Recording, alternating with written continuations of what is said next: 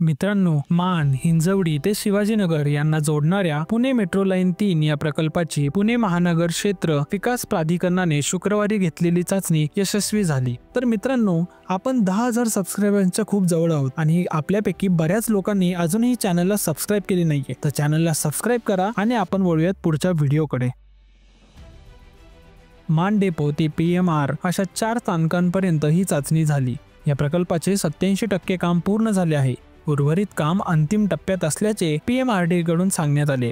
PMRDA ने टाटा आणि Siemens समूहाच्या नेतृत्वाखालील Pune ITCT metro rail limited यांच्यातील सार्वजनिक खासगी भागीदारी तत्वावर या प्रकल्पाचे काम हाती घेतले आहे। प्रकल्पाच्या कामास 25 नोव्हेंबर 2021 रोजी सुरुवात झाली। या कामाची मुदत मार्च 2026 पर्यंत आहे। एकूण 23.3 किलोमीटर लांबीच्या या मेट्रो मार्गावर 23 स्थानके आहेत। महामेट्रोने हाती घेतलेल्या मेट्रो मार्गासह ही मेट्रो एक संध असणार आहे। त्यामुळे शहराच्या वाढत्या लोकसंख्येसाठी जलद सुरक्षित वाहतुकीसाठी हा प्रकल्प महत्त्वाचा ठरणार आहे। 4 आधुनिक मेट्रो ट्रेनचे संच आला आहे। प्रत्येक ट्रेनमध्ये 3 पूर्णपणे वातानुकूलित डबे आहेत। त्याची एकूण प्रवासी क्षमता अंदाजे 1000 आहे। या गाड्या ताशी 80 किलोमीटर वेगाने धावणार आहेत।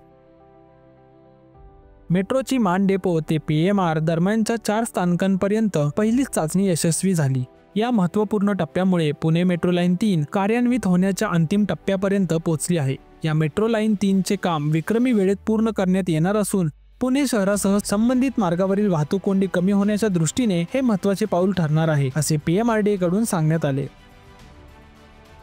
पुणे शहरातून दररोज हिंजवडी येथील IT पार्क जाणाऱ्या नागरिकांची सुमारे 1 लाखांहून अधिक संख्या आहे। त्यामुळे हा मेट्रो प्रकल्प पूर्ण कार्यान्वित झाल्यानंतर औंध, पाषाण, बाणेर यांच्यासह सेनापती बापट रस्ता, गणेशखिंड रस्त्यावरील वाहतूक कोंडी कमी होण्यास मदत होणार आहे।